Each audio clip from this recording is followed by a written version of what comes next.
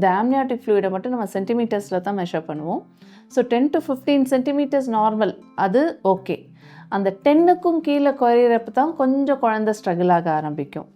ஆனால் உடனே டெலிவரி பண்ணிட மாட்டோம் 10க்கு கீழே குறைஞ்சிருச்சுன்னா. அப் டு 8 இல்லை 7.5 வரைக்கும் குறைஞ்சதுன்னா நம்ம வந்து கொஞ்சம் கேர்ஃபுல்லாக மானிட்டர் பண்ணுவோம். மூமெண்ட்டு பத்திரமா பார்த்துக்கோங்கன்னு சொல்லுவோம். கொஞ்சம் அடிக்கடி ஃப்ரீக்வெண்ட்டாக விசிட் கன்சல்டேஷனுக்கு வர சொல்லுவோம். ஏன்னா mostly 3rd trimester 2 weeks once வர சொல்லுவோம். பட் இந்த மாதிரி தண்ணி கம்மியாக இருக்குது, பேபி நீட்ஸ் க்ளோஸ் மானிட்டரிங் அப்படின்னா வீக்லி ஒன்ஸோ 4-5 days ஒன்ஸோ நம்ம டிபெண்டிங் அப்பான் த சிவியாரிட்டி சீக்கிரம் வர சொல்லுவோம்.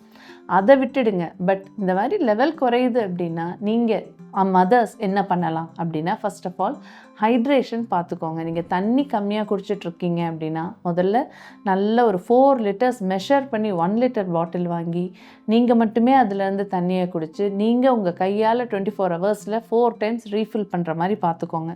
தண்ணி நிறைய குடிங்க.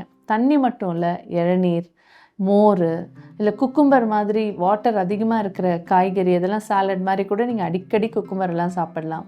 இந்த மாதிரி இல்லை நீர் சத்து அதிகமாக இருக்கிற காய், சொரக்காய், பூசணிக்காய், புடலங்காய், இதெல்லாம் டயட்டில் நீங்கள் நிறைய சேர்த்துக்கலாம். ஸோ இதெல்லாம் வந்து உங்களோட வாட்டர் லெவல் இம்ப்ரூவ் பண்ணுறதுக்கு ஹெல்ப்ஃபுல்லாக இருக்கும்.